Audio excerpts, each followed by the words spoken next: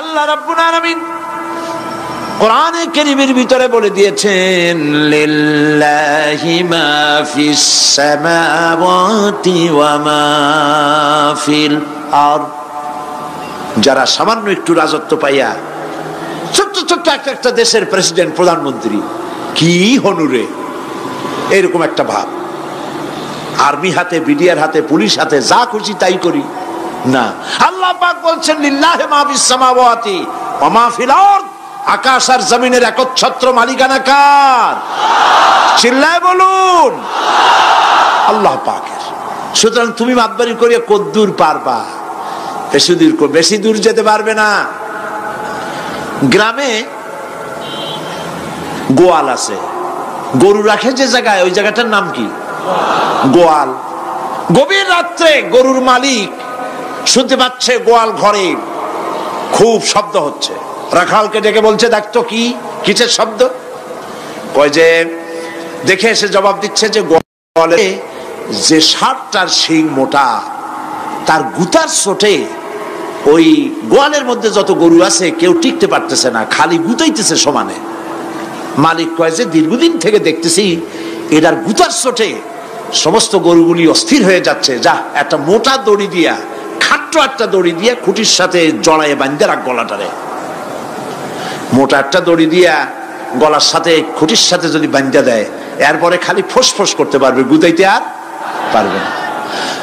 ঠিক অনুরূপ ভাবে কোন জনপদ থেকে, কোন দেশ থেকে যখন দেশের মানুষেরা, যখন দেশের নিরস্ত্র মানুষেরা, গরিব মানুষেরা যখন আল্লাহর দরবারে গভীর রাত্রে ফরিয়াদ তোলে, আল্লাহ জুলুমে অত্যাচারে জর্জরিত হয়ে গেলাম, মার খেতে খেতে শেষ হয়ে গেলাম, অত্যাচারে অত্যাচারিত হচ্ছি, চিৎকার বাড়তে থাকে, আল্লাহ পাক তখন তার নজর দিয়ে দেখেন। আল্লাহ তো দেখতেই থাকেন সব সময়ের জন্য। আল্লাহ পাক কার কারণে এগুলি হচ্ছে, আল্লাহ পাক টের পান। শিং কারো কারো মোটা হয়েছে, আজরাইলকে পাঠায় দেন, যাও খাটো দড়ি দিয়ে বাঁধে থো। খাটো দড়ি কোনটা বুঝছেন? 3 হাত। 3 হাত কবর কোনটা?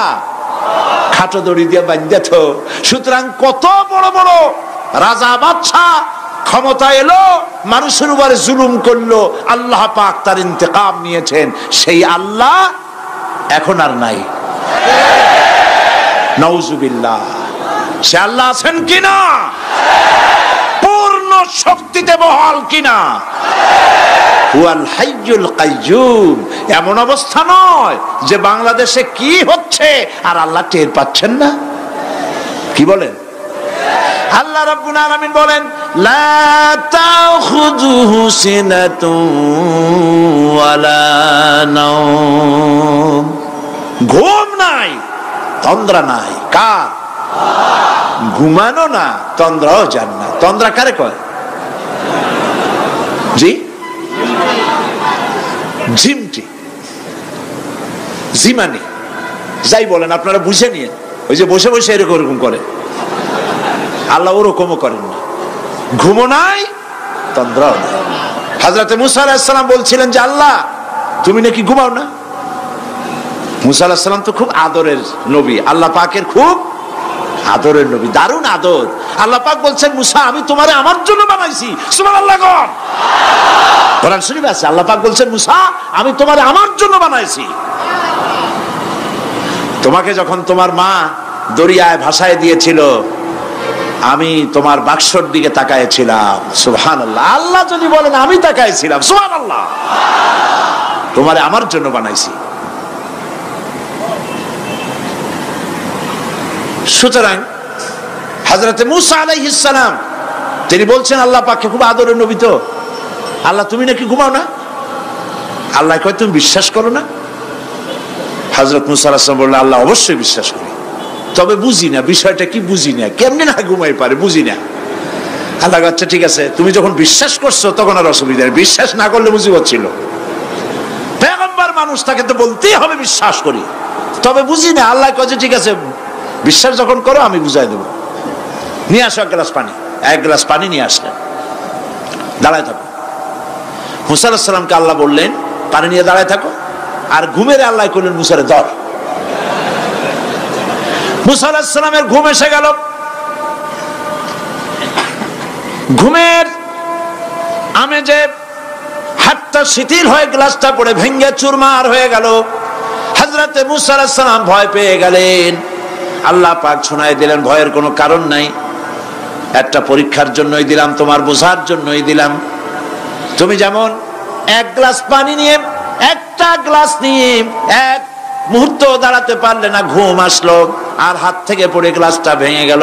মুসারে তুমি বুঝে নাও, তুমি জেনে রাখো তাম সৃষ্টি জগৎ তোমার আল্লাহ, আল্লাহ রব্বুল আলামিনের হাতের মুঠার মধ্যে রয়েছে। আল্লাহ রব্বুল আলামিন যদি ঘুমায় যান, এই পৃথিবীর আকাশ এবং জমিনের সব ট্রাফিক কন্ট্রোল আল্লাহ পাক নিজেই করেন। যদি তিনি ঘুমায় যান, সব শেষ হয়ে যান। বাংলাদেশে কি হচ্ছে, পৃথিবীর কোথায় কি হচ্ছে তা আল্লাহ দেখছেন না? চিল্লায় বলো, দেখছেন না? সে আল্লাহ রাব্বুল আলামিন তিনি পরিষ্কার করে বলছেন, যারা নাকি মুমিন বান্দা তারা অহংকারী হয় না, ক্ষমতায় থাকুক ক্ষমতায় না থাকুক, কোন অবস্থাতেই অহংকারী হতে পারে না। আল্লাহ পাক শোনায় দিয়েছেন, যারা অহংকার করে তাদেরকে পরিষ্কার করে বলেছেন, ওয়ালা তামশি ফিল আরদি মারহান ইন্নাকা লান তাখরিকাল আরদা ওয়া লান তাবলুগাল জিবালা তুলা ওয়ালা তামশি ফিল আরদি মারহান। খবরদার, আমার জমিনের উপরে অহংকারের পদে বড় হেঁটো না। দেখছেন না কত আছে অহংকার করে হাঁটে, জমিনের উপরে জুতা পায়ে দিয়ে মচ মচ করে হাঁটতে থাকে। ওয়ালা তামশি ফিল আরদি মারহা ইন্নাকা লান তাখরিকাল আরদা। তুমি কি তোমার পদাঘাত দিয়ে আমার জমিনটারে ভাটায় দিতে পারবা? বলেন পারবে? যদি শক্তি থাকে দাও লাথি, তোমার ঠ্যাং ভাঙবে, মাটির কিচ্ছু। ওয়ালান তাখরিকাল আরদা মা, তুমি আমার এই জমিনটাকে ধসাই দিতে পারবে না। আর ওয়ালান তাবলুগাল জিবালা তুলা, আর পাহাড়ের উচ্চতা লাফ দিয়ে তুমি ছাড়াই যেতে পারবে না। আমার জমিনও ফাটাইতে পারবে না লাথি দিয়া, লাফ দিয়ে পাহাড়ের উচ্চতাও ছাড়াইতে পারবে না। তো এত লাফাও কেন? বলবেন কম লাফাও, শক্তি কম দেখাও। আল্লাহ রাব্বুল আলামিন আবার বলেন, ওয়াইবাদুর রাহমানিল্লাযীনা ইয়ামশুনা আলাল আরদি হাওনা। আল্লাহর বান্দা যারা, সত্যিকারের বান্দা যারা, তারা দুনিয়ার বুকে বিনয়ের সাথে হাঁটে, মাথা নিচু করে বিনয়ের সাথে হাঁটে। সুবহানাল্লাহ বিহামদিহি। তো এই আল্লাহর প্রতি ঈমানের সবথেকে বড় লাভ হচ্ছে আত্মমর্যাদা সম্পন্ন বানায়। ঈমান তাকে বিনয় এবং বিনম্র বানায়, অহংকারী বানায় না। আর অহংকার করে তুমি যাবা কই? কদ্দুর ক্ষমতা তোমার? আল্লাহ কোরআন শরীফের বহু আয়াত দিয়ে এই কথাগুলি বলেছেন। আর এটা গেল 2। 3 নম্বরে আল্লাহর উপর ঈমান আনার, আমি কি বলতেছি বলেন তো দেখি, ফায়দা। আল্লাহর উপরে ঈমান আনার 3 নম্বরের ফায়দা হলো, মুমিন ব্যক্তির মধ্যে বীরত্ব এবং নির্ভীক ভাব তার মধ্যে এসে যায়। সে নিজে মুজাহিদ, সে বীর, সে কাপুরুষ নয়। সুবহানাল্লাহ। আল্লাহর উপর ঈমানের কারণে বীরত্ব এবং নির্ভীকতার প্রশিক্ষণ তার মধ্যে তৈরি হয়ে যায়। কারণ মানুষের সবচেয়ে বড় ভয় হলো মৌতের। বলেন তো দেখি, বড় ভয় কিসের? বলেন সবাই। আর যারা বললেন না, তাদের মৌতের কোনো ভয় নেই। মৌতের ভয় আছে কিনা? আছে।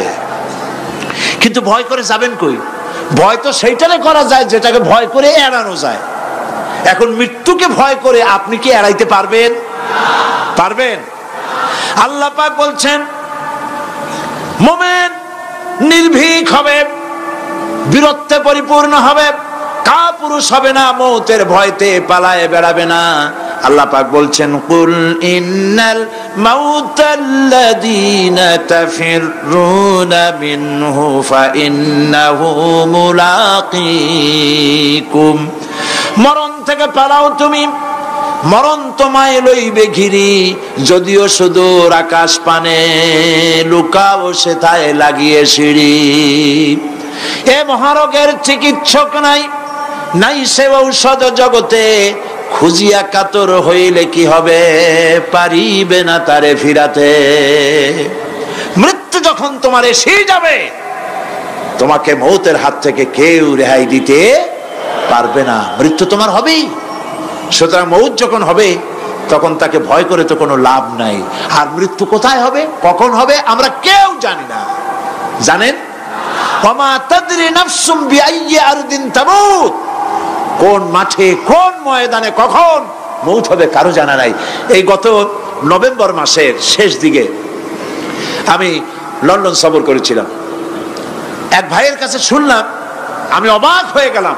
তিনি পত্রিকায় দেখে আমাকে বলেছেন, এক লোক 8 তলা থেকে 8 তলা বিল্ডিং এর ছাদের উপর পড়ে গেছে। 8 তলা বিল্ডিং এর ছাদের উপর থেকে পড়িয়া তার কিছু হয় না, হাত পাও ভাঙে নাই, মরেও নাই, খালি কিছু চামড়া টামড়া ছিঁড়ে গেছে। তাড়াতাড়ি অ্যাম্বুলেন্স আসছে, অ্যাম্বুলেন্সে তাকে নিয়ে গেছে, হসপিটালে নিয়ে যাবে চামড়াগুলো সেলাই করে দেওয়ার জন্য। অ্যাম্বুলেন্সে উঠাইয়া তাড়াতাড়ি অ্যাম্বুলেন্স আসছে, দরজা যেভাবে লাগাইছে দরজাটা ভালোভাবে লাগে নাই। দেখেন নাই মাইক্রোবাসে বা অ্যাম্বুলেন্সে অনেক সময় দরজা এরকম মারে, মারার পরে অনেক সময় লাগে না, যার জন্য ড্রাইভার বলে যে দরজাটা ভালো করে লাগায় নাই, ঠিক না? দরজাটা ভালো করে লাগে নাই। সামনে চলতে গিয়ে এই গাড়িটার ব্রেক কষতে হয়েছে ড্রাইভারের কোনো কারণে। যেই না ব্রেক কষেছে আর অমনি দরজা যেটা লাগছিল না ভালো করে, দরজাটা খুলে গেল। আর রুগীটা 8 তলা কাছে পড়ছিল, ওইটা ছিল পাশে, সে ছিটকে গিয়ে রাস্তায় পড়লো। আর একটা বাস সামনের থেকে এসে মাটিতে তাকে চ্যাপ্টা করে দিয়ে চলে গেল। শুনিয়া আমার মুখ থেকে বেরিয়ে গেল আল্লাহু আকবার। বলেন আল্লাহু আকবার। কি আল্লাহ পাকের কি প্রচন্ড ক্ষমতা, কি ইচ্ছা তার। মৃত্যুর জন্য সময়ও লাগবে, জায়গাও লাগবে, দুটো জিনিস এক হতে হবে। আল্লাহর যাকে যে মৃত্যু দিবেন, মৃত্যুর জন্য সময় এবং জায়গা দুটোর কম্বিনেশন হতে হবে। 8 তলা থেকে পড়বে ঠিক, কিন্তু মরবে না। আজরাইল অপেক্ষা করতেছে রাস্তায়, বাস আসবে যখন। 8 তলা থেকে পড়লো, অবিশ্বাস্য ভাবে লোকটা বেঁচে গেল। আর হসপিটালে তার যাওয়া হলো না, গাড়ির দরজা খুললো, রাস্তা দিয়ে পড়লো, আজরাইল দ্রুত তার কাম সেরে চলে গেল। সুতরাং মুমিন ব্যক্তি আল্লাহর উপর ঈমান আনার কারণে দুর্জয় মনোবল সৃষ্টি হয়। কাপুরুষ জীবনে কয়েকবার মরে, সাইকেলের টায়ার বাস্ট হয়েছে শুনে বেহুশ হয়, তারপরে ট্রাকের টায়ার বাস্ট হয়েছে শুনলে কানের তলা ফেটে যায়, বোম বাস্ট হয়েছে আওয়াজ শুনে হার্ট ফেল করে, পাতিশিয়ালের ডাক শুনলে কোনো হুশই থাকে না। এই হচ্ছে কাপুরুষদের কাজ। আর ইমানদার ব্যক্তি এগুলি পরোয়া করে না। তার জানা আছে যে আমার নির্ধারিত সময়ের এক মুহূর্ত আগে আমার মৌত হবে না। তো মৌত যখন আমার জন্য অবধারিত, দুনিয়ায় আসছি যখন, মৌত যখন হবেই, সেই মৌত বিড়ালের মতো হোক তা কি চান? পাতিশিয়ালের মতো হোক তা কি চান? আমি তো বলি যে বিড়ালের মতো 500 বছর বেঁচে থাকার কোনো লাভ নাই, সিংহের মতো 5 মিনিট বাঁচুন। মির্জাফরের মতো 50 বছর বেঁচে থাকায় লাভ নাই, খালিদ বিন ওলীদের মতো, সিরাজউদ্দৌলার মতো বেঁচে থাকুন।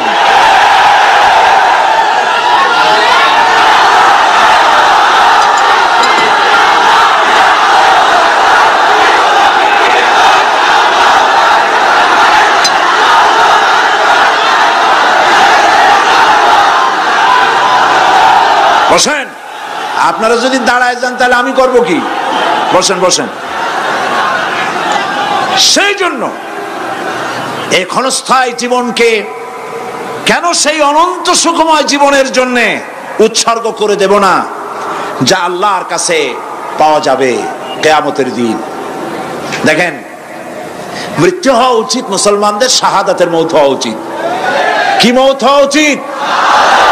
আল্লাহকে আজকে প্রাণ খুলে বলি, আল্লাহ জীবন তো নিবাই, সুতরাং জীবন যখন নিবা মৌতটা শাহাদাতের মৌত তুমি আমাদের দান করে দিও। কাপুরুষের মতো মরতে চাই না, শাহাদাতের মৌত চাই। সুবহানাল্লাহ বলেন, আমিন বলেন। মুমিন ব্যক্তি তার বড় ফায়দা, সে সাহসী হয়। সুবহানাল্লাহ বলেন। দেখেন বুখারী শরীফের হাদিস, যুদ্ধের জন্য বদরের যুদ্ধ, হুজুর সাল্লাল্লাহু আলাইহি ওয়াসাল্লাম সৈন্যদেরকে রিক্রুট করছেন, কিন্তু কথা বলতে গিয়ে রাসূল করিম সাল্লাল্লাহু আলাইহি ওয়াসাল্লাম দাওয়াত দিচ্ছেন, কিন্তু মনে মনে চিন্তাও করছেন যে সামান্য কিছু লোক, অস্ত্রপাতি কম, এই জিহাদের অবস্থাটা তারা কিভাবে নেবে। একজন যুবক সাহাবী দাঁড়ায় গেলেন, তার নাম মিকদাদ রাদিয়াল্লাহু তাআলা আনহু। যুবক, এই পৃথিবীতে যুবকদের ইসলামের সবচাইতে অবদান কাদের? চিল্লায় বলো। যুবকদের অবদান সবচাইতে বেশি। হযরত মিকদাদ রাদিয়াল্লাহু তাআলা আনহু তিনি দাঁড়ায় গেলেন, তিনি বললেন, ইমদি বিনা ইয়া রাসূলুল্লাহ হাইসুমা তাশা। হাদিস, হে রাসূল আপনি আমাদেরকে নিয়ে চলুন। কত সৈন্য তারা আসতেছে, কত অস্ত্র নিয়ে আসতেছে, এটা আমাদের ভাববার বিষয় নয়। আপনি আমাদের নিয়ে চলুন, হাইসুমা তাশা আয় হাইসুমা আমারাকাল্লাহ, আল্লাহ আপনাকে যেদিকে আমাদের নিয়ে যাইতে কয় আপনি সেই দিকে আমাদের নিয়ে চলুন।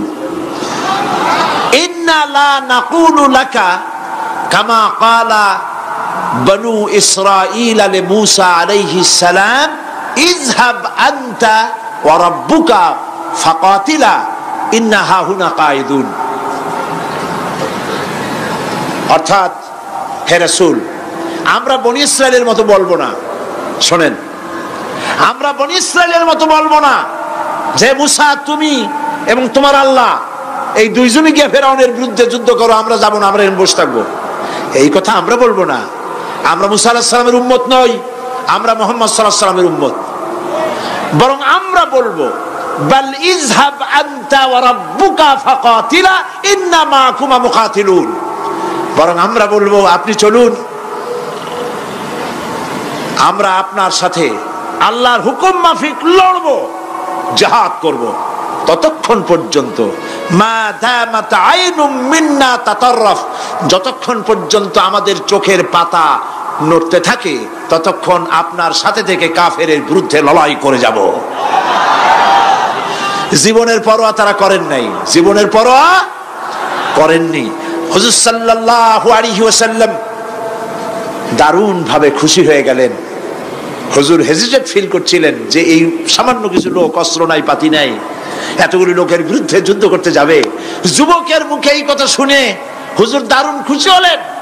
আল্লাহর নবী বললেন, কুমু বিনা ইলা জান্নাতিন জান্নাতুন আরদুহা কারদিস সামাওয়াতি ওয়াল আরদ।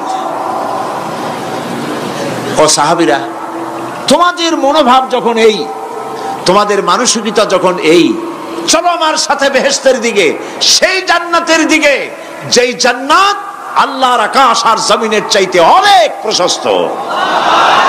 চলো আমার সাথে বেহেশতে, সুবহানাল্লাহ, চলো আমার সাথে জান্নাতে। ফাকামা উমাইর বিন হামাম ওয়া কানা ইয়াকুলু তামার। হযরত উমাইর নামক একজন যুবক দাঁড়ায় গেলেন এবং তিনি হাতে কতগুলি খরমা ছিল, সেই খরমাগুলি তিনি চিবোচ্ছিলেন। রাসূলুল্লাহর বক্তৃতা শুনতেছিলেন আর খরমা চাবাচ্ছিলেন। খরমা চাবান, বিচিগুলি ফেলে দেন, এভাবে করতেছেন, হাতে কতগুলো খরমা। হযরতে উমাইর বলছেন, ফাকালা বাখ বাখ, অর্থাৎ আয় আযমাহু আয় আহসানাহু। হে রাসূল, আপনি কি সুন্দর কথা বললেন। আপনার সাথে লড়াই করতে যাব কাফেরদের বিরুদ্ধে, সেই লড়াই করলে এমন বেহেশত পাবো যে বেহেশত হবে আকাশ আর জমিনের চাইতেও প্রশস্ত।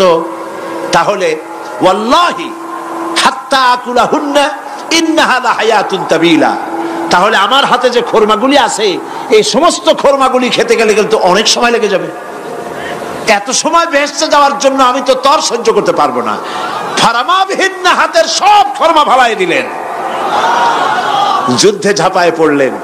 অনেকক্ষণ কাফেরদের বিরুদ্ধে লড়াই করে হযরত ওমায়ের শাহাদাত বরণ করলেন। রাসূলুল্লাহ তার লাশের কাছে গিয়ে আঙ্গুল দিয়ে ইশারা করে বললেন, ইন্নাকা মিন আহলিহা। ওমায়ের, তুমি যেই বেহেশতে যাওয়ার জন্য খোরমাগুলি খাওয়ার সময় পাচ্ছিলে না, তাড়াতাড়ি করে খোরমাগুলি হাত দিয়ে ফেলে দিয়েছিলে, আমি আল্লাহর রাসূল, আমি সাক্ষ্য দিচ্ছি অবশ্যই আল্লাহর সেই জান্নাত তোমার জন্য অবধারিত। মুমিন ব্যক্তি সে কখনো মৃত্যুর ভয়ে উদ্দেশ্য হাসিল থেকে চুপ করে বসে থাকে না। সে ভয় করে কেবলমাত্র কাকে? সে মৃত্যুর ভয়, মৃত্যু হবেই এবং আমার জন্যে বিশ্বাস রাখতে হবে, আমার জন্যে যদি কোনো বুলেট এর উপরে আমার নাম লেখা থাকে, পৃথিবীর সমস্ত মানুষ আমাকে পাহারা দিয়ে সেই বুলেট থেকে আমাকে রক্ষা করতে পারবে না। আর যদি কোনো বুলেটে আমার নাম লেখা না থাকে, সারা পৃথিবীর সমস্ত মানুষ বৃষ্টির মতো গুলি বর্ষণ করলেও একটি গুলিও আমাকে বিদ্ধ করতে পারবে না। এটার নাম হলো ঈমান। এটার নাম কি? এই ঈমান পেলাম কোথায়? কোথায় পেলাম? কোরআন শরীফে। কোথায় পেয়েছি? আল্লাহ রাব্বুল আলামিন বলেন, ওয়ামা হুম বিদরিনা বিহি মিন আহাদিন ইল্লা বিইজনিল্লাহ। একথা সুস্পষ্ট, আল্লাহর অনুমতি ব্যতিরেকে বান্দার কোনো ক্ষতি সাধন কেউ করতে পারে না। জোরে বলেন সুবহানাল্লাহ। কেউ কারো কোনো ক্ষতি করতে পারবে না। যেটা ক্ষতি যদি কিছু থাকে কিসমতে, ওটা তো মুকদ্দার ছিল, তকদির ছিল, সেটাই হবে, এর বাইরে কিছুই হবে না। সুতরাং মুমিন ব্যক্তি সে সাহসী হবে, সে কখনো চিন্তা করবে না মৃত্যুর ভয়ের। উদ্দেশ্য হাসিলের জন্য হয় শরীরের পতন, না হয় মন্ত্রের সাধন, ডু অর ডাই, সে আল্লাহর জন্য তার জীবন দিতে প্রস্তুত থাকবে। কারণ আল্লাহ রাব্বুল আলামিন বলেছেন, ইন্নাল্লাহা আশতারা মিনাল মুমিনিনা আনফুসাহুম ওয়া আমওয়ালাহুম বিআন্না লাহুমুল জান্নাহ। আল্লাহ পাক বলেন, আমি আমার মুমিনের জান আর মালকে আমি খরিদ করে নিয়েছি, বিনিময়ে আমার বান্দাকে আমার জান্নাত দান করে দিয়েছি। জোরে কোন সুবহানাল্লাহ। মুমিনের জান আর মালকে নিয়েছেন, বিনিময় কি দেবেন? জান্নাত দান করে দিবেন। এটা হলো মুমিনদের আল্লাহর প্রতি ঈমান আনার জন্য 3 নম্বরের কোয়ালিটি। 4th নম্বরে আল্লাহর উপর ঈমান আনলে 4 নম্বরের যে ফায়দাটা, সে ফায়দা হচ্ছে আশাবাদ এবং মানসিক প্রশান্তি। আল্লাহর প্রতি একটা নির্ভরতা এবং আশার সৃষ্টি হয়ে যায়, সে কখনো নিরাশ হয় না। কারণ একটা মানুষ পাপ করলো, চুরি করেছে, ডাকাতি করেছে, জেনা করেছে, হত্যা করেছে, শয়তানি করেছে, বদমাশি করেছে, সব করেছে, এখন শয়তান তাকে ওয়াসওয়াসা দিতে পারে। সেই জন্য আল্লাহ রাব্বুল আলামিন বলেছেন, লা তাকনাতু মির রাহমাতিল্লাহ, বান্দারে আমার রহমত থেকে নিরাশ হয়ে যেও না। আল্লাহর রহমত, বান্দা তোমার গুনাহ কতটুকু? তোমার গুনাহ যদি হয় পাহাড় সমান, আমার রহমত আকাশ সমান। তোমার গুনাহ যদি হয়ে যায় আকাশ সমান, তাহলে আমার রহমত তো আমার আরশে আজিমকে ছাড়ায় গেছে। সুবহানাল্লাহ, সুবহানাল্লাহ বলুন। সুতরাং মুমিন বান্দার এই আশা থাকে। গুনাহ মানুষে করেই, গুনাহ করা স্বাভাবিক।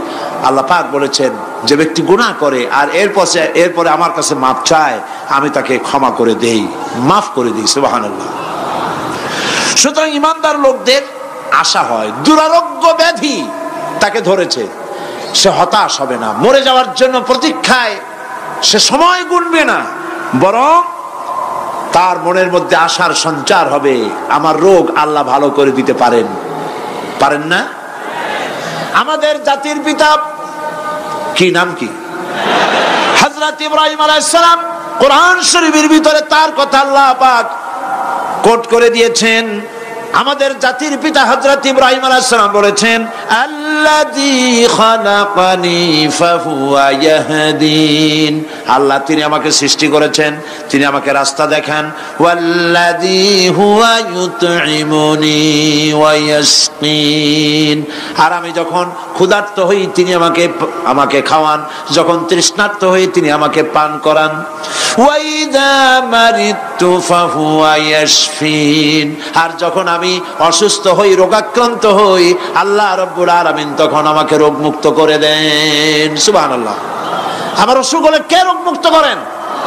সুতরাং দীর্ঘস্থায়ী কোন রোগ হয়েছে, মুমিন হতাশ হবে না, মুমিন হতাশ হবে না। হতাশ হয় কেবলমাত্র কাফের। হতাশ হয় কে? মুমিন কখনো হতাশ হয় না। হতাশ হওয়া ইমানের পরিপন্থী কাজ। আল্লাহ পাক বলেছেন লা তাকনাতু মির রাহমাতিল্লাহ, আমার রহমত থেকে মায়ুস হয়ো না। দেখেন হযরত আইয়ুব আলাইহিস সালাম কত বড় রোগ হয়েছে, শরীর পোকায় ধরেছে, জর্জরিত হয়েছে, দুর্গন্ধ হয়েছে, গ্রামের লোকেরা তাকে বের করে দিয়েছে, স্ত্রী পুত্র পরিজন সব চলে গিয়েছে। এমনকি জিহ্বায় যখন পোকা ধরল, হযরত আইয়ুব আলাইহিস সালাম আল্লাহ রাব্বুল আলামিনের দরবারে ফরিয়াদ করলেন, আন্নী মাসানিয়াদ-দুররু ওয়া আনতা আরহামুর রাহিমিন। আয় আল্লাহ, আমি অসুস্থ হয়ে পড়েছি, আমি রোগাক্রান্ত হয়েছি, আর তোমার নাম রহমান রহিম, তুমি আমাকে রোগ মুক্ত করো। হযরত আইয়ুব আলাইহিস সালাম আল্লাহর দরবারে ফরিয়াদ করলেন, রব্বুল আলামিন সারা শরীরে পোকায় জর্জরিত হয়ে গেছে, এখন আমার জিহ্বায় পোকা ধরেছে, মাবুদ গো আমি তোমার কাছে ফরিয়াদ করি, আমার জিহ্বায় পোকা দিও না, কারণ জিহ্বাটাও যদি নষ্ট হয়ে যায় তাহলে তোমার মতো আল্লাহর জিকির আমি কি দিয়া করব। হযরত আইয়ুব আলাইহিস সালাম আল্লাহ পাকের কাছে যখন এ ধরনের ফরিয়াদ জানালেন, রব্বুল আলামিন তাকে তার রোগ মুক্ত করে দিলেন, তার স্ত্রী পুত্র সব আল্লাহ রব্বুল আলামিন ফিরাইয়া দিলেন। সুবহানাল্লাহ। সুতরাং মুমিন ব্যক্তি, কোরআন শরীফে সব আছে, কোরআনের মতো শ্রেষ্ঠ ওয়াজের কিতাব পৃথিবীতে আর শুধু বোঝার দরকার। বিপদে, যত বড় বিপদ আসুক, কোন বিপদে মুমিন ধৈর্য হারাবে না। হযরত ইয়াকুব আলাইহিস সালামের ছেলে ইউসুফ আলাইহিস সালামকে যখন তিনি হারায় ফেললেন, তিনি অধৈর্য হয়ে গেছিলেন নাকি? অধৈর্য হন নাই। কারণ আমি আমার বক্তৃতার সূচনায় বলেছি, আমরা কল্যাণ বুঝি না, অকল্যাণও বুঝি না। কোন বিপদ আসলে পরে আমরা হয়রান হয়ে যাই, কিন্তু বিপদের মধ্যে কল্যাণ আছে আমরা তা বুঝতে পারি না। কথা বুঝে আসছে? হযরত ইউসুফ আলাইহিস সালামকে কুয়ার ভিতরে ফেলে দেওয়া হলো। 11 ভাই মনে করেছে কুয়ার ভিতরে ফেলে দিয়া ইউসুফ আলাইহিস সালামকে মেরে ফেললাম, কিন্তু তারা বোঝে নাই আসল কামটা কি হয়েছে। এটা তো কুয়া নয়, এটা একটা টানেল, এটা একটা সুড়ঙ্গ। একদিকে কেনান হলো তার এক মুখ, ওই সুড়ঙ্গের এক মুখ হলো কেনানে। কেনান ইউসুফ আলাইহিস সালামকে ফেলে দেওয়া হলো কুয়ার ভিতরে মারার জন্যে, কিন্তু আল্লাহ পাকের ইচ্ছা ইউসুফ আলাইহিস সালাম মরবে না। এই টানেলের অপর প্রান্ত মিশরের সিংহাসনের টানেলের এপার দিয়া ইউসুফ আলাইহিস সালামকে ঢুকালেন, অপর প্রান্তে মিশরের সিংহাসনে ইউসুফকে আল্লাহ বসায়া দিলেন। হযরত ইয়াকুব ছেলের জন্য অধৈর্য হলেন না। যখন তিনি খবর পেলেন ছেলে বাঘে খেয়ে ফেলেছে, তিনি তখন বলেছেন ফাসাবুরুন জামিলুন আসাল্লাহু আইয়াতিয়ানি বিহিম জামিআ ইন্নাহু হুয়াল আলিমুল হাকীম। ফাসাবরুন জামিল, আমি উত্তম ভাবে ধৈর্য ধারণ করলাম, এবং আমি বিশ্বাস করি আল্লাহ রাব্বুল আলামিন আমার হারানো সবকিছু আমাকে ফিরায় দিবেন। বহু বছর পর যখন হযরত ইউসুফ আলাইহিস সালাম প্রেসিডেন্ট হয়েছেন মিশরের, 11 ভাই গেল সেখানে সাহায্য আনার জন্য।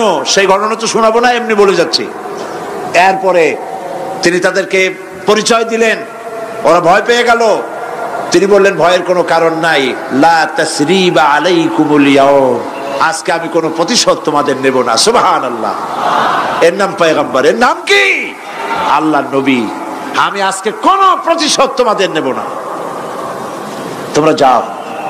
পিতার অবস্থা তিনি জানলেন, কাঁদতে কাঁদতে পিতার চোখ দুটো নষ্ট হয়ে গেছে ইয়াকুব আলাইহিস সালাম। হযরত হযরত ইউসুফ আলাইহিস সালাম বললেন যাও। নিজের জামাটা খুললেন, গায়ের জামা খুলে বললেন ভাইরা আমার এই জামা নিয়ে যাও, আর আমার আব্বার চোখের উপরে এই জামাটা রেখে দিও। ছেলেরা যখন হযরত ইউসুফ আলাইহিস সালামের জামা নিয়ে মিশর থেকে রওনা করেছে, গল্প নয়, উপন্যাস নয়, আল্লাহ পাক এই কোরআন শরীফে সূরা ইউসুফে বলেছেন জামা নিয়ে মিশর থেকে রওনা করেছেন। কোথায় মিশর আর কোথায় কেনান? কেনানে বসে হযরত ইয়াকুব আলাইহিস সালাম বলছেন তোমরা যদি আমাকে মতিভ্রম পাগল যদি মনে না করো তাহলে একটা কথা বলি, আমার নাকে এখন আমি ইউসুফের গন্ধ পেতেছি। তোমরা যদি আমাকে মতিভ্রম না করো তাহলে আমি বলি আমি কিন্তু ইউসুফের গন্ধ পেতেছি। সুবহানাল্লাহ। হযরত ইউসুফ আলাইহিস সালামের জামা এনে ভাইরা যখন হযরত ইউসুফের চোখের উপরে রেখে দিলেন, হযরত ইয়াকুবের দুটো চোখ সাথে সাথে আল্লাহ ভালো করে দিলেন। ফাসবরুন জামিল, ধৈর্য ধরো। ঈমানদার ব্যক্তি আশার উপরে তার জীবন বাঁচে, কারণ যত বড় বিপদ আসুক না কেন আশ্রয় পাওয়ার একটা জায়গা আছে, তার নাম হলো আল্লাহ। নাম কি? বলেন আল্লাহ। সবাই বলেন আল্লাহ আল্লাহ আল্লাহ আল্লাহ। হযরত ইউনূস আলাইহিস সালাম মাছটাকে গিলে ফেলে দিল, মাছটাকে গিলে মাটির অতল তলদেশে চলে গেছে। এত বড় বিপদ পৃথিবীর কোন মানুষের হতে পারে নাকি? বলেন, কি বলেন? মাছের পেটের ভিতরে জানালা নাই, দরজা নাই, বেরোবার কোনো পথ নাই, মাছ গেছে পানির অতল তলদেশ। আল্লাহ পাক কোরআন শরীফের ভিতরে মানুষকে শোনান, আল্লাহ ওয়াজ করছেন। সুবহানাল্লাহ বলেন। আল্লাহ পৃথিবীর মানুষকে ওয়াজ করছেন, দুনিয়ার মানুষকে শোনান। আমার ইউনূস তো ধৈর্য হারা হয় নাই। ওয়াযান্নুন ইয যাহাবা মুগাদিবান ফাযান্না আন লান নাকদিরা আলাইহি ফানাদা ফিয যুলুমাতি আন লা ইলাহা ইল্লা আনতা সুবহানাকা ইন্নী কুনতু মিনাজ জালিমিন। ফানাদা ফিয যুলুমাত, জমায়ে কাসির, ত্রিবিধ অন্ধকারের ভেতর থেকে হযরত ইউনূস আলাইহিস সালাম চিৎকার মারলেন। মাছের পেটের অন্ধকার, পানির অন্ধকার, রাতের অন্ধকার, ত্রিবিধ অন্ধকারের ভেতর দিয়ে মাছের পেটের মধ্য দিয়ে ইউনূস আলাইহিস সালাম চিৎকার মারলেন। অধৈর্য হন নাই, হার্ট ফেল করেন নাই। তিনি বলছেন, পড়েন আমার সাথে, লা ইলাহা ইল্লা আনতা সুবহানাকা ইন্নী কুনতু মিনাজ জালিমিন। তুমি ছাড়া কোনো ইলাহ নাই, কোনো উপাস্য নাই, মাবুদ নাই। তোমার পবিত্রতা ঘোষণা করছি, আমি জালিমদের অন্তর্ভুক্ত হয়ে গেছি। ইউনূস আলাইহিস সালাম যখন কাঁদতেছিলেন, আল্লাহ রাব্বুল আলামিন সেই কান্না শুনেছিলেন কিনা? বলেন, শুনছিলেন কিনা? শুনতে পেয়েছিলেন কিনা? পানির ভিতরে কেউ শোনে নাই, মাছের পেটের ভিতরে ইউনূস আলাইহিস সালাম কিভাবে চিৎকার করছেন, মাছের পেটের ভিতরের আওয়াজ পানির ভিতরে কেউ শোনে নাই, জমিনের কেউ শোনে নাই, অন্তরিক্ষে কেউ শোনে নাই, সাত আকাশের ভিতরে কেউ শোনে নাই, কিন্তু আরশে আজিমের মালিক আল্লাহ রব্বুল আলামিন শুনতে পেয়েছেন। সঙ্গে সঙ্গে রব্বুল আলামিন জবাব দিলেন, ফাস্তাজাবনা লাহু ওয়া নাজ্জাইনাহু মিনাল গাম্মি ওয়া কাযালিকা নুনজিল মুমিনিন। পড়েন, ফাস্তাজাবনা লাহু ওয়া নাজ্জাইনাহু মিনাল গাম্মি ওয়া কাযালিকা নুনজিল মুমিনিন। আমি ইউনূসের ডাকের জবাব দিলাম। কে বলতেছেন? বড় করে বলেন, কে বলছেন? আল্লাহ। সুবহানাল্লাহ। আপনারা কি ভয় পাইছেন? ভয় পেয়েছো মুসলমান? আল্লাহ রাব্বুল আলামিন বলেন, আমি আমার ইউনূসের ডাকের জবাব দিলাম। শুধু জবাব দেই নাই, আমি ইউনূসকে তার মাছের পেটের ভিতর থেকে বাঁচাই দিলাম। মাছের পেটের মধ্যে বেদনা শুরু হয়ে গেল, এমন বেদনা হয়েছে মাছ এখন বমি না করে পারে না। কথা বুঝতে পেরেছ? মাছ এখন বমি না করে পারে না, পানির উপরে মাছ ভেসে উঠল। আল্লাহ কোরআন শরীফের ভিতরে বলছেন মাছ সাতরায়া কিনারায় চলে গেল, ইউনূস আলাইহিস সালামকে বমি করে ফেলে দিল। ইউনূস আলাইহিস সালাম বেঁচে গেলেন। আল্লাহ পাক বলেন শুধু ইউনূসকে বাঁচাইলাম না, বরং আমি সকলের জন্য আশার বাণী শোনাই, শোনো মুমিনেরা, ওয়া কাযালিকা নুজিল মুমিনিন। মুমিন বান্দা যারা যত বড় বিপদ আসুক আমারে ডাকো, আমি বিপদ দিয়ে বাঁচাই দেব। সুবহানাল্লাহ, বিপদ থেকে আমি বাঁচাই দেব।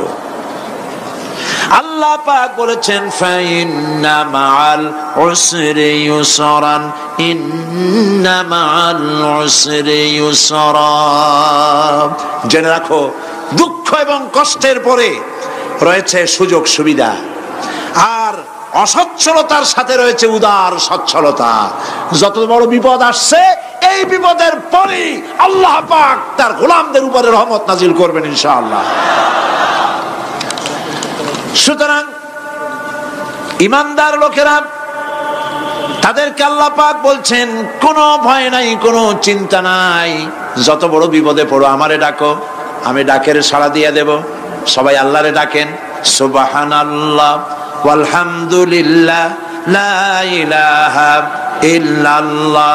জোরে পড়েন সুবহানাল্লাহ ওয়ালহামদুলিল্লাহ লা ইলাহা ইল্লাল্লাহ, সুবহানাল্লাহ ওয়ালহামদুলিল্লাহ লা ইলাহা ইল্লাল্লাহ,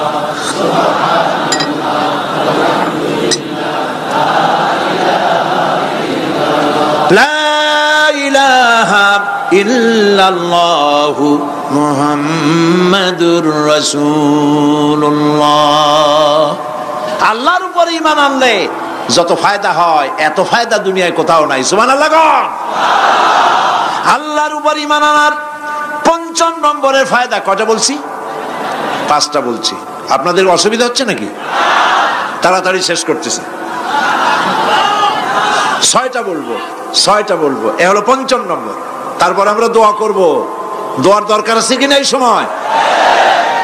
৫ম নম্বরে আল্লাহর উপর ঈমান আনলে পরে আরেকটি বড় ফায়দা, সেটা হলো কঠিন এবং কঠোর বিপদে আল্লাহ পাক তার মধ্যে অবিচলতার এবং ধৈর্য ধরার তৌফিক দিয়ে দেন। সুবহানাল্লাহ।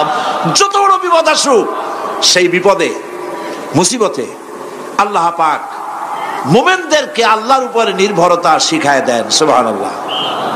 কারণ মুমিনদের জানা আছে যে ঈমানদারদের বিপদ নতুন কিছু নয়, একেবারে আদম আলাইহিস সালাম থেকে শুরু হয়ে আসছে, ঠিক কিনা? আদম আলাইহিস সালামের বিপদ হয় নাই? আদম আলাইহিস সালামের বিপদ কি? শয়তান। তার বিপদ কি? শয়তান ছিল বিপদ। প্রত্যেক নবীর সময়ই মানুষের নবীদের কষ্ট দিছে, দেয় নাই? বিশ্বকবি ইকবাল বলেছেন সতীজা কা রহা है अज़ल से ताइम रोज, सतीजा का रहा है अज़ल से ताइम रोज, चरागे मुस्तफा भी से शरारे बुलहबीस। আবহমান কাল থেকে শুরু করে মুহাম্মদ সাল্লাল্লাহু আলাইহি সাল্লামের চারাগকে, নূরকে, ঈমানকে, ইসলামকে নিভায় দেওয়ার জন্য আবু জাহেলের গোষ্ঠীরা চিরকাল চেষ্টা করেছে। সব চেষ্টা কর্পূরের মতো উড়ে গেছে, মুহাম্মদ সাল্লাল্লাহু আলাইহি সাল্লামের চারাগ টিম টিম করে জ্বলতে রয়েছে। আল্লাহ পাক বলছেন ইউরিদুনা লিইউতফিউ নূরাল্লাহি বিআফওয়াহিহিম ওয়াল্লাহু মুতিম্মু নূরিহি ওয়ালাউ কারিহাল কাফিরুন। ওরা চায় মুখের ফু দিয়া, কারা? কাফেরেরা। ইসলাম সহ্য করতে পারে না যারা, ওরা চায় মুখের ফু দিয়া আমার আলোটাকে নির্বাপিত করে দেবে। আল্লাহ পাক বলেন ওয়াল্লাহু মুতিম্মু নূরি, আমি আমার নূরকে পূর্ণতা দান করব, তাতে কাফির বেঈমানদের মনের ভিতরে যত জ্বালা হোক, যন্ত্রণা হোক, ওদের কলজা যত পুড়ুক, ইসলাম তার বিজয় পতাকা নিয়ে উঠবে, কেউ ঠেকাতে পারবে না। আল্লাহ রাব্বুল আলামিন, আল্লাহ পাক বলছেন ওয়াকাযালিকা জাআলনা লিকুল্লি নাবিয়্যিন আদুওয়াম মিনাল মুজরিমিন, আর এমনি করে আমি সকল নবীর শত্রু বানিয়েছি সব পাপিষ্ঠ অপরাধ প্রবণ লোকদের। শুনছেন কথা? শোনেন নাই? আল্লাহ পাক বলছেন দুনিয়ার সব নবীদের, তাদের জন্য আমি শত্রু বানাইছি কাদেরকে? যারা সব থেকে বেশি পাপিষ্ঠ অপরাধ প্রবণ, এরা হচ্ছে নবীর দুশমন। এরা সব নবীদের সাথে দুশমনি করেছে, আজও দেশের আলেমদের সাথে দুশমনি করে সবচাইতে বড় পাপিষ্ঠরা। এটা কোরআন। এটা কি? কোরআন। জোরে বলেন এটা কি? আল্লাহ রাব্বুল আলামিন বলছেন ওয়াকাযালিকা জাআলনা লিকুল্লি নাবিয়্যিন আদুওয়াম মিনাল মুজরিমিন, সব পাপীরা, পাপিষ্ঠরা আমার দ্বীনের দাওয়াত যারা দেয় তাদেরকে জীবনের দুশমন মনে করে। কেন? শোনেন, আমি কারো আওয়াজ শোনাচ্ছি? কারো আওয়াজ শোনাচ্ছি? আমার আল্লাহর আওয়াজ। অপরাধটা কি? নবীদের বিরুদ্ধে, নবীর ওয়ারিস ওয়ারাসাতুল আম্বিয়া কারা, তো তাদের বিরুদ্ধে তাদের অপরাধটা কি? তাদের অপরাধ সম্পর্কে আল্লাহ নিজে বলেন ওয়ামা নাকামু মিনহুম ইল্লা আইয়ুমিনু বিল্লাহিল আজিজিল হামিদ। এদের বিরুদ্ধে অ্যাকশন নেওয়ার আর কোনো অপরাধ ওদের নাই। ওদের একমাত্র অপরাধ, ওরা আল্লাহর জমিনে আল্লাহর আইন প্রতিষ্ঠা করতে চায়। এটাই হচ্ছে একমাত্র। এই অপরাধে নবীদের শাস্তি হয়েছে, নবীরা মার খেয়েছেন, সাহাবায়ে কেরাম মার খেয়েছেন। আমরা তো সাহাবায়ে কেরামের জুতার ধুলার সমানও নই, সুতরাং এগুলি আমাদের পাওনা। এই রক্তের বিনিময়, জীবনের বিনিময় আল্লাহ পাক তার দ্বীনকে প্রতিষ্ঠা করবেন ইনশাআল্লাহ। হযরতে খাব্বাব, বুখারী শুনুন, বুখারীর হাদিস। আমি কোনো কথা বানিয়ে বলি না, আমি লেখাপড়া করি, পড়াশোনা করি, চোখে দেখি, তারপরে কথা বলার চেষ্টা করি। বাজে গপ্প কিস্সা কাহিনী বলার অভ্যাস আমার কোনো কালে ছিল না, নাই। রাসূল করিম সাল্লাল্লাহু আলাইহি ওয়াসাল্লামের মতো মানুষ, ওনার মতো মানুষ, আহারে, তার চাইতে শ্রেষ্ঠ মানুষ কি পৃথিবীতে আছে? তিনি মার খাইছেন না খান নাই? আহা, কিভাবে তাকে মারলো! গলায় চাদর দিয়ে পেঁচাইয়া আছাড় মেরে ফেলে দিয়ে তারপরে তাকে প্রহার করা হয়েছে। আবু জাহেল মেরেছে, বেহুশ হয়ে গেছেন হুজুর। হযরত হামজা তখনও কাফের ছিলেন। শিকার থেকে ফিরে এসে মুহাম্মদ সাল্লাল্লাহু আলাইহি ওয়াসাল্লামের অবস্থা দেখে পায়ের রক্ত মাথায় উঠে গেছে। আপন ভাইয়ের ছেলে, আর এমন ছেলে। চলে গেলেন আবু জাহেলের বাড়ি, বললেন আবু জাহেল, তুই নাকি মুহাম্মদ সাল্লাল্লাহু আলাইহি ওয়াসাল্লাম মারছিস, কেন মারলি? তিনি তো ভালো কথাই বলেন, সব সময় বলেন সত্য কথা বলো, মানুষের উপকার করো, এতিমকে আশ্রয় দাও। এত সুন্দর সুন্দর ভালো ভালো কথা বলেন, তার মতো ভালো মানুষ তো দুনিয়ায় দেখি নেই। মারলি কেন? তুই কি মনে করছিস যে আব্দুল্লাহ মারা গেছে বলে এতিম হয়ে গেছে মুহাম্মদ সাল্লাল্লাহু আলাইহি ওয়াসাল্লাম? তোর মনে রাখা উচিত আব্দুল্লাহ মারা গেছে, হামজা মরে নাই। হযরত হামজা ধনুক বাইর করলেন, এক বাড়ি মারলেন মাথার উপরে, মাথা ফাটা রক্ত বেরিয়ে গেল। হামজা হন হন করে হেঁটে এলেন রাসূলের কাছে। হুজুরের অসুস্থ দেহ মোবারক কোলে উঠায় নিয়ে বললেন, বাবা, তার মস্তক মোবারক কোলে উঠায় নিয়ে বললেন, আমি আবু জাহেলের মাথা ফাটিয়ে রক্ত বের করে দিয়ে এসেছি, তুমি একটু খুশি হও। হুজুর বললেন, চাচা কার মাথা ফাটাইছেন, কার রক্ত বের করেছেন, এই কথা বলে তো আমাকে আপনি খুশি করতে পারবেন না। তিনি বললেন, বাবা তুমি কি হলে খুশি হও? তিনি বললেন, আমি খুশি হই চাচা তোমার মুখে যদি একটা বার আমি ঈমানের কলেমা শুনতে পাই। হযরতে হামজা বললেন, মুহাম্মদ সাল্লাল্লাহু আলাইহি ওয়াসাল্লাম, আমার বুঝতে মোটেও কষ্ট হয়নি, তুমি কোনো সাধারণ মানুষ নও।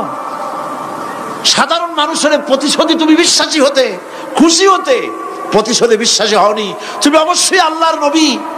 আমি আল্লাহকে সাক্ষী রেখে, আমি তোমাকে সাক্ষী রেখে ঈমানের কালেমা ঘোষণা করছি, লা ইলাহা ইল্লাল্লাহু মুহাম্মাদুর রাসূলুল্লাহ। ভাইরা আমার, আল্লাহর দ্বীন প্রতিষ্ঠার জন্য আমার নবীদেরকে কষ্ট করতে হয়েছে, সাহাবায়ে কেরামদেরকে কষ্ট করতে হয়েছে, আল্লাহর ওলিদেরকে। ইমাম আবু হানিফা রাহমাতুল্লাহ আলাইহিকে 8 বছর জেলের মধ্যে রাখা হয়েছিল। ইমাম আহমদ বিন হাম্বলকে চাবুক মেরে মেরে গায়ের গোশত আর চামড়া তুলে ফেলে দেওয়া হয়েছিল। তারপরেও তারা বাতিলের সামনে মাথা নত করে নাই। এর নাম হচ্ছে ইসলাম। এর নাম কি? বুখারীর হাদিস, হযরত খাব্বাব বিন আরিত রাদিয়াল্লাহু তাআলা আনহু, বুখারীতে হাদিসটা এভাবে এসেছে, ওয়ান খাব্বাব বিন আরিত রাদিয়াল্লাহু তাআলা আনহু আন্নাহু قال قال شكونا الى رسول الله صلى الله عليه وسلم وهو متوسد بردة له في ظل الكعبة। তিনি বললেন, আমরা রাসূলের কাছে গেলাম, যায় দেখি রাসূল করিম সাল্লাল্লাহু আলাইহি ওয়াসাল্লাম কাবা শরীফের ছায়ায় আরাম ফরমাচ্ছেন। আমরা কাছে গিয়ে বললাম, আলা তাস্তানসিরু লানা আলা তাদউ লানা ইয়া রাসূলুল্লাহ, হে রাসূল আপনি কি আমাদের জন্য দোয়া করবেন না? আমরা তো মার খেতে খেতে শেষ হয়ে গেলাম, আমাদের খাব্বাবকে, খুবাইবকে, আম্মারকে, সুমাইয়াকে মেরে শেষ করে দিল। ওরা আমাদেরকে না খাওয়ায় রাখে, সারা রাত খেতে দেয় না, ঘুমাতে দেয় না। তারা আমাদের বেলালকে মেরে মেরে রক্তাক্ত করে উত্তপ্ত মরুভূমির উপরে চিৎ করে শোয়ায়, বুকের উপরে পাথর চাপা দিয়ে রেখেছে। ওরা সাহাবায়ে কেরামদেরকে মারতেছে, না খাওয়ায় রাখতেছে। হুজুর আপনি কি আল্লাহর কাছে দোয়া করবেন না? এখনো কি দোয়ার সময় আসে নাই? হাদিস শরীফ এসেছে, হুজুর সাল্লাল্লাহু আলাইহি ওয়াসাল্লাম উঠে বসলেন, বললেন, ও খাব্বাব, তোমাদের আগে এই পৃথিবীতে যারা দ্বীনের দাওয়াত নিয়ে এসেছিলেন, সমকালীন রাষ্ট্র শক্তি তাদেরকে ধরত, ফায়ুহাজুর রাজুলু ফায়ুহফারু লাহু ফিল আরদ, তাদেরকে ধরে তাদের জন্য কবর খনন করা হতো জীবিত মানুষের জন্য। ফায়ুজআলু ফিহা, এরপরে সেই গর্তের ভিতরে তার কোমর পর্যন্ত গেড়ে দেওয়া হতো। সুম্মা ইউতা বিল মানশার, এরপরে করাত আনা হতো। ফায়ুদাউ আলা রাসিহি, এরপরে সেই করাত তার মাথার উপরে রাখা হতো। ফায়ুজআলু নিসফাইন, করাত দিয়া ঘষে ঘষে চিরে চিরে জীবিত মানুষকে দ্বিখণ্ডিত করে ফেলে দেওয়া হতো। মা ইয়াসুদ্দুহু যালিকা আন দীনিহি, এত কষ্ট দেওয়ার পরেও আল্লাহর গোলামদেরকে এক চুল জায়গা দিন থেকে সরায় দেওয়া যায় নাই। ওয়াল্লাহি ওয়াল্লাহি, ও খাব্বাব আমি আল্লাহর নামে কসম করি, লাইউতাম্মান্নাল্লাহু হাদাল আমরা হাত্তা ইয়াসিরু রাকিবু মিন সানআ ইলা হাদরামাউত, আমি আমার আল্লাহর নামে কসম করি। কে কসম করছেন? সুবহানাল্লাহ বলবেন না?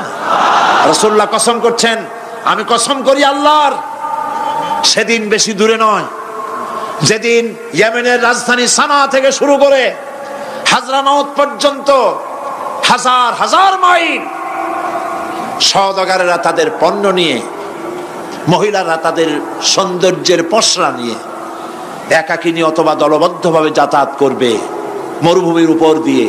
লা ইয়াখাফু ইল্লাল্লাহ, আল্লাহ ছাড়া তাদের অন্তঃকরণে কোনো ভয় থাকবে না।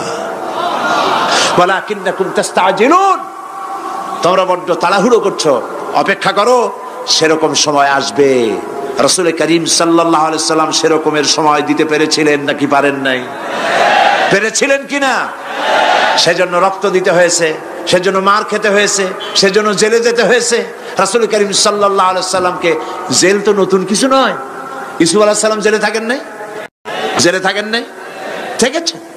রাসূল করিম সাল্লাল্লাহু আলাইহি সাল্লাম জেলে ছিলেন না? সেই জেল এরকমের দেওয়ালে ঘেরা জেল নয়, পাহাড়ে ঘেরা, চতুর্দিক থেকে পাহাড়ে ঘেরা শিয়াবে আবি তালেব 3 বছর। কতদিন? টানা 3 বছর রাসূল, তার সাহাবী, তাদের স্ত্রীরা, বাচ্চা বাচ্চা ছেলেপেলেরা 3 বছরের মধ্যে সরকার ঘোষণা করেছে এদের সঙ্গে কথা বলবে না, বাজার ঘাটে যেতে পারবে না, কেনা বেচা করতে পারবে না, সামাজিক বয়কট, সামাজিকভাবে বয়কট করে রেখেছে। সাথে যা ছিল খাবারগুলি শেষ হয়ে গেছে, তারপরে উট ছিল, ভেড়া ছিল, খাইয়ে শেষ হয়ে গেছে। এরপরে যখন কিছু নাই, উটের চামড়া ভিজায়া ভিজাইয়া, শুকনা চামড়া ভিজায় খেয়েছে। যুবকেরা ক্ষুধার যন্ত্রণায় বাবলা গাছের পাতাগুলি চাবায়ে খাইতে গিয়া কাটা ফুটে জিহ্বা থেকে রক্ত পড়েছে। বাচ্চা ছেলেপেলেগুলি মায়ের বুকে দুধ পায় নাই, না পায়া বাচ্চারা চিৎকার করে উঠেছে। এই চিৎকার, ক্ষুধার জ্বালার এই চিৎকারের আওয়াজ শুনে কাফেরেরা চতুর্দিকে অট্ট হাসিতে ফেটে পড়েছে। সুতরাং জেল জুলুম মুসলমানদের জন্য, আলেমদের জন্য, পীর বুজুর্গদের জন্য নতুন কিছু নয়। এই জুলম, এই অত্যাচারের পরেই আল্লাহ পাকের দ্বীন কায়েম হয়েছিল মদিনায়। রাসূলুল্লাহ বলেছিলেন, খায়রুল কুরুনি কারনি, সর্বশ্রেষ্ঠ যুগ আমার যুগ। বন্ধুগণ, আল্লাহর উপরে ঈমান আনলে মানুষের ভিতরে এ ধরনের অবিচলতা আসে, বিপদে ধৈর্য ধরার হিম্মত পয়দা হয়ে যায়। সুবহানাল্লাহ বলো। মুসা আলাইহিস সালাম কে? মুসা আলাইহিস সালাম কোরআন ওয়াজ করতেছে। সুবহানাল্লাহ বলে। গল্প করতেছি না কোরআন শোনাচ্ছি? গল্প করতেছি না হাদিস শোনাচ্ছি? আল্লাহ রাব্বুল আলামিন বলেন, ফিরআউন মুসা আলাইহিস সালামকে চতুর্দিক থেকে, 3 দিক থেকে ঘেরাও করেছে। একদিকে দরিয়া, 3 দিকে ফিরআউনের সৈন্যরা। কোরআন শরীফে ঘটনা এভাবে তুলতেছে, ফালাম্মা তারাআল জামআন ক্বালা আসহাবু মূসা ইন্না লামুদরাকুন।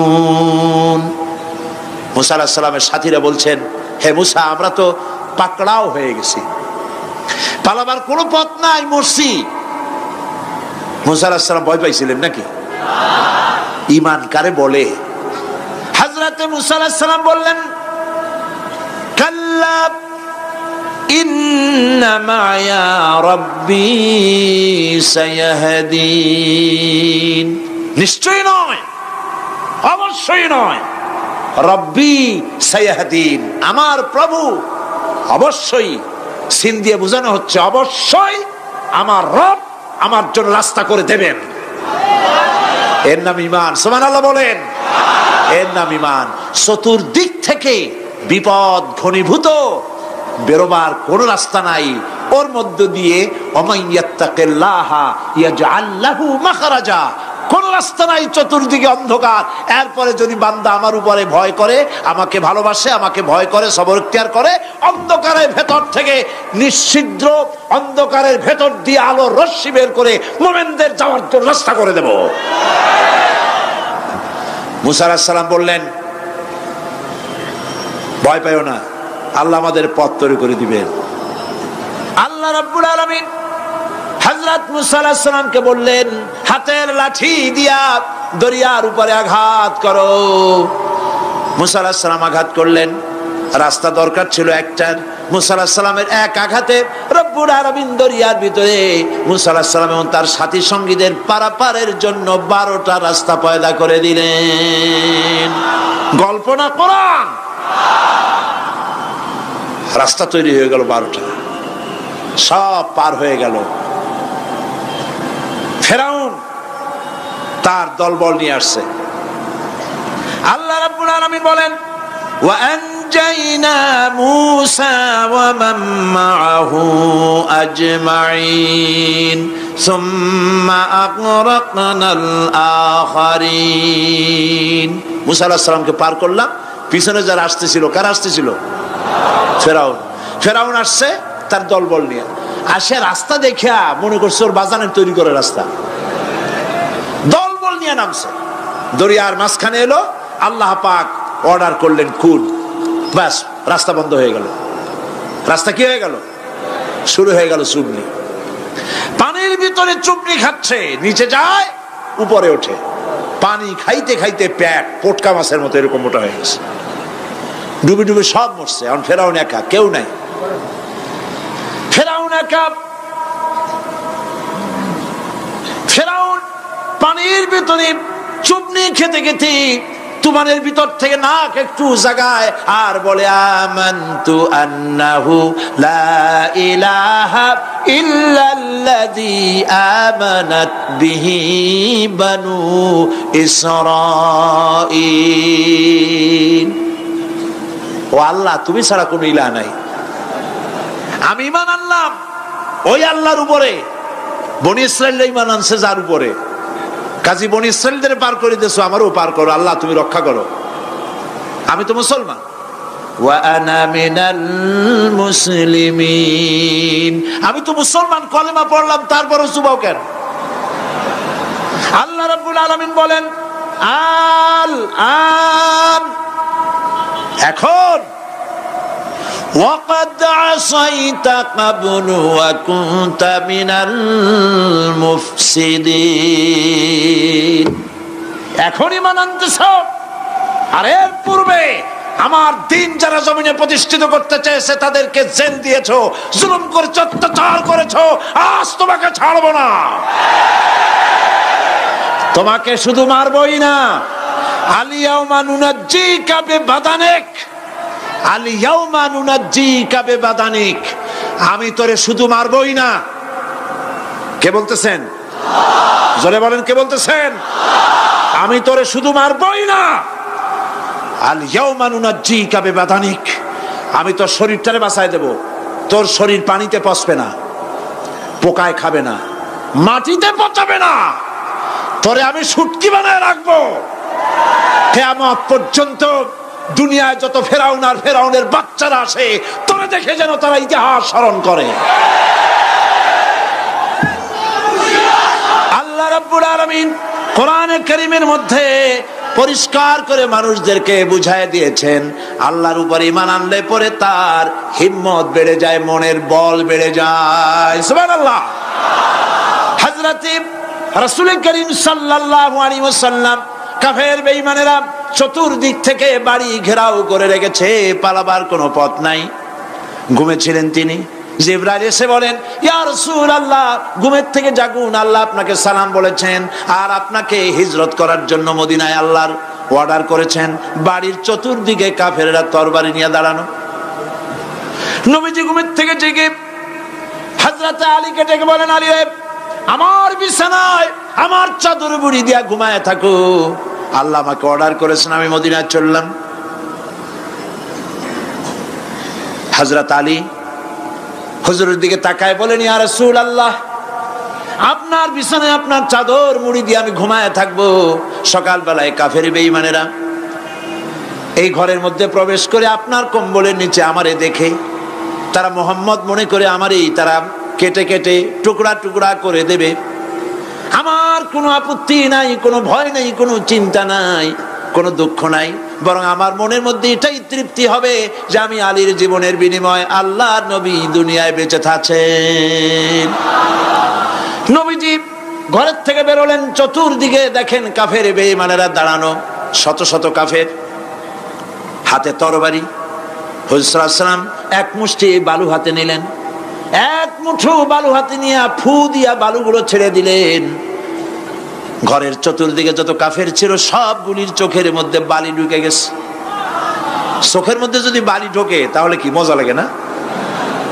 দুই হাত দিয়া সমানে ঘষা শুরু করছে কাফেরেরা, দুই চোখ আঙ্গুল দিয়া ঘষাঘষি করছে। এই ফাঁক দিয়া নবীজি বেরিয়ে গেলেন, একটা কাফেরও দেখে নাই নবী কোথায় গেলে। আল্লাহ পাক পরবর্তী সময়ে নবীজিকে শোনায় দিলেন, ওয়ামা রামাইতা ইয রামাইতা ওয়ালাকিন্নাল্লাহ রামা। নবী, আপনি নিক্ষেপ করেন নাই যখন আপনি নিক্ষেপ করছিলেন, আপনি তো শুধু ধুলাগুলো ধরে এমনি ছাড়ছেন। ঘরের চতুর্দিকে সমস্ত কাফেরদের চোখে বালি পৌঁছে দেওয়ার দায়িত্ব আমার কুদরত গ্রহণ করেছিল। নবীজি হযরত আবু বকরের বাড়িতে এলেন, দরজায় দাঁড়িয়ে নক করেছেন, ভেতর থেকে আওয়াজ এলো। হুজুর বললেন, ইয়া আবু বকর। হযরত আবু বকর পিছন থেকে দরজার মধ্য থেকে ঘরের মধ্য থেকে জবাব দিলেন, লাব্বাইকা ওয়া সাদাইকা ইয়া রাসূলুল্লাহ। হুজুর প্রশ্ন করলেন, আবু বকর, গভীর রাত্রে জিবরাইল আমারে ঘুম থেকে জাগাইলো, তোমারে জাগাইলো কে? এক ডাকে উঠলা কেমনে? হযরত আবু বকর বলেন, ইয়া রাসূলুল্লাহ, আপনি আমারে নিয়ে হিজরত করবেন বলেছিলেন। আমি চিন্তা করেছি না জানি কত রাত্রে নবীজি আসেন, আর আমার দরজায় দাঁড়ায়া নবীজি আমারে ডাকবেন, আমি থাকবো শুইয়া, বেয়াদবি হয়ে যাবে।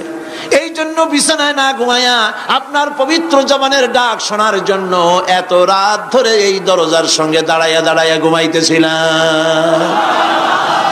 নবীজি হযরত আবু বকর রাদিয়াল্লাহু তাআলা আনহুকে সঙ্গে করে নিয়া মদিনার পথ পরিহার করে মেসফালার মধ্য দিয়ে, যারা হজে গেছেন দেখে আসছেন, মেসফালা জাবালে কেদোয়া, মেসফালার উপর দিয়া জাবালে কেদোয়ার উপর দিয়া আরো একটা পাহাড় পাড়ি দিয়া জাবালে সুরে চলে গেলেন। সন্ধ্যা হয়ে গেল, ফজর হয়ে কি বলে ফজরে রক্ত হয়ে গেল।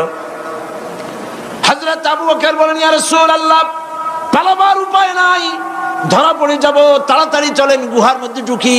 তবে পাহাড়ে গুহা, সাপ থাকতে পারে, বিচ্ছু থাকতে পারে, আমি আগে ঢুকি, কোনো বিপদ হয় আমার উপরে হয়ে যাক, আল্লাহর নবী সুস্থ থাকুক। হযরত আবু বকর কি মহব্বত, নিজের জীবনের চাইতে রাসূলের মহব্বত বেশি, সুবহানাল্লাহ। এই জন্য নবীজি বলেছেন, ও আমার সাহাবীরা, तमाम পৃথিবীর সমস্ত মুমিনের ঈমান যদি এক পাল্লায় রাখা হয়, আর একা আবু বকরের ঈমানটা যদি আরেক পাল্লায় রাখা হয়, তোমরা দেখতে পাবে तमाम পৃথিবীর মুমিনের ঈমানের তুলনায় একা আবু বকরের ঈমানের পাল্লাটা ভারী হয়ে গেছে। হযরত আবু বকর গুহা সাফ করে হুজুরকে ডাকলেন। হুজুর ভিতরে ঢুকলেন, বলেন, আবু বকর, সারা রাতের একটা বিরাট অংশ হাঁটছি, পাহাড় বেয়েছি, কষ্ট হয়েছে, তুমি একটু বসো, তোমার উরুর উপরে মাথা রেখে আমি একটু ঘুমায় যাই। হুজুর ঘুমায় গেলেন। হযরত আবু বকর লক্ষ্য করলেন গুহার গায়ে অনেকগুলি ছিদ্র, এই ছিদ্র দিয়া বড় বড় সাপ বেরোতে পারে, বিচ্ছু বেরোতে পারে, পাহাড়ে কি বেরোয় ভয় পেলেন তিনি জামা ছিঁড়ে ছিঁড়ে, চাদর ছিঁড়ে ছিঁড়ে গর্তগুলি বন্ধ করতে লাগলেন। কয়েকটা গর্ত বন্ধ করা গেল না, কাপড় শেষ। এবার তিনি নিজের পা দিয়া গর্ত বন্ধ করে বসে আছেন। বিষধর এক সাপ বহু চেষ্টা করেছে বেরোবার, কোন পথ না পেয়ে ছিদ্র পথে বেরিয়ে এসে হযরত আবু বকরের পায়ের উপরে দংশন করেছে। হযরত আবু বকর বিষের যন্ত্রণায় চোখ দিয়ে পানি পড়ছে, চোখের পানি দেখে রাসূলুল্লাহ ঘুম ভেঙে গেল। ঘুম ভেঙে হুজুর দেখেন হযরত আবু বকরের চোখে পানি। হযরত রাসূল জিজ্ঞেস করেন, আবু বকর কাঁদো কেন? বাড়ির কথা মনে পড়লো নাকি? বউ বাচ্চার কথা মনে পড়লো নাকি? কাঁদো কেন? হযরত আবু বকর বলেন, ইয়া রাসূলুল্লাহ, যেই দিন কালেমা পড়ে ঈমান এনেছি, সেদিন থেকে আমার জীবন, আমার স্ত্রী পুত্র পরিজনের চাইতে, আমার জীবনের চাইতে আপনাকে বেশি ভালোবাসি। হুজুর বলেন, কাঁদো কেন? হযরত আবু বকর সাপের দংশনের কথা বললেন, যন্ত্রণায় কাঁদতেছি। হুজুর মুখ থেকে একটুখানি থুতু মোবারক বার করে দংশিত জায়গায় লাগাই দিলেন, যন্ত্রণা বন্ধ হয়ে গেল। হযরত রাসূল বলেন, আবু বকর, যখনই দংশন করেছিল আমারে উঠাও নাই কেন? তোমারটা তো কষ্ট করা লাগতো না। হযরত আবু বকর বলেন, ইয়া রাসূলুল্লাহ, সাপের বিষের দংশনের যন্ত্রণায় কষ্ট করেছি, আমার কলিজাটা যদি জ্বলে পুড়ে জর্জরিত হয়ে যেত, রাসূলুল্লাহ আরাম ফরমাচ্ছিলেন, আমি সেই আরামে বিঘ্ন ঘটাতে পারতাম না। ইত্তাবসারে কাফির বেঈমানেরা খুঁজতে খুঁজতে, বুখারী শরীফের হাদিসে এসেছে, ওই গুহার কাছে এসে গেছে। এখন কেউ বলে একজন বলে এরই মধ্যে আছে, আর একজন বলে নাই। একজন বলে যদি থাকতো তাহলে উপরে মাকড়াসার জাল কেমনে, কবুতরে ডিম পাড়িয়ে সেখানে বসে আছে কেমনে? একজন বলে আছে, আর একজন বলে নাই। হযরত আবু বকর বলেন, হুজুর, ভয় পেয়ে গেছি, আমরা তো ধরা পড়ে যাব। হযরত আবু বকর রীতিমতো ভয়তে কেঁদে ফেলে দিলেন। আল্লাহর নবী হযরত আবু বকরকে এই বিরাট বিপদের মধ্যে, এমন গুহা, বসলে পরে মাথা দেখা যায়, শুয়ে হাঁটু উঁচু করলে হাঁটু দেখা যায়, স্বল্প পরিসর, অগভীর ছোট্ট গুহা, আমরা ধরা পড়ে গেছি, উপায় নাই। আল্লাহর নবী হযরত আবু বকরকে কি বলি সান্ত্বনা দিয়েছিলেন, কোরআন শরীফে আল্লাহ পাক তা উঠায় দিয়েছেন, ইযহুমা ফিল গার إذ يقول لصاحبه لا تحزن إن الله معنا